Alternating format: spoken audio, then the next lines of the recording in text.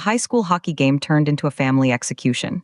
This is Kenya News Update today. Coming up, you'll discover how a father's rage shattered a community and what this targeted shooting reveals about the violence that can erupt anywhere, even in the safest of spaces. The Dennis M. Lynch Arena in Pawtucket, Rhode Island. Monday, February 16, 2026. A boys' hockey game between Blackstone Valley schools. The ice is slick. The crowd is cheering.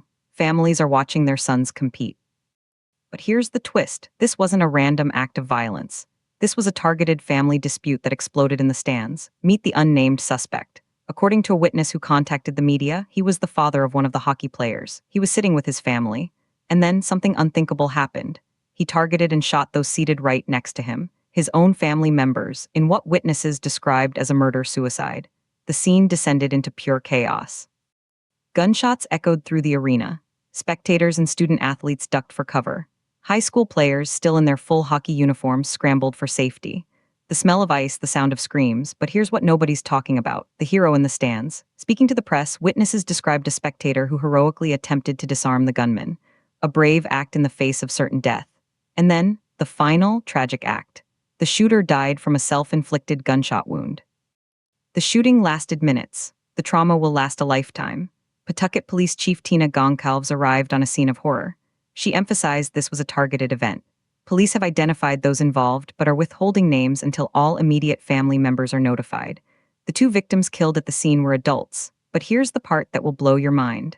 3 other victims, the children of the suspect, were rushed to the hospital with life-threatening injuries. Initial reports suggested a young girl was among the dead, but officials clarified the deceased were adults. The injured children's fight for survival is just beginning. The arena, located just 5 miles outside of Providence, was quickly swarmed. Local police, the ATF, the FBI, a massive response for intimate familial crime. Emotional scenes unfolded outside as high school players, still in gear, embraced their families before being evacuated by bus. I can't imagine what these residents are going through. These are high school kids. It has to be traumatic, said Pawtucket Mayor Don Grebian. The impact is devastating.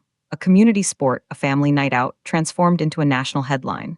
Governor Dan McKee expressed his condolences, stating he was monitoring the situation closely and praying for the Pawtucket community.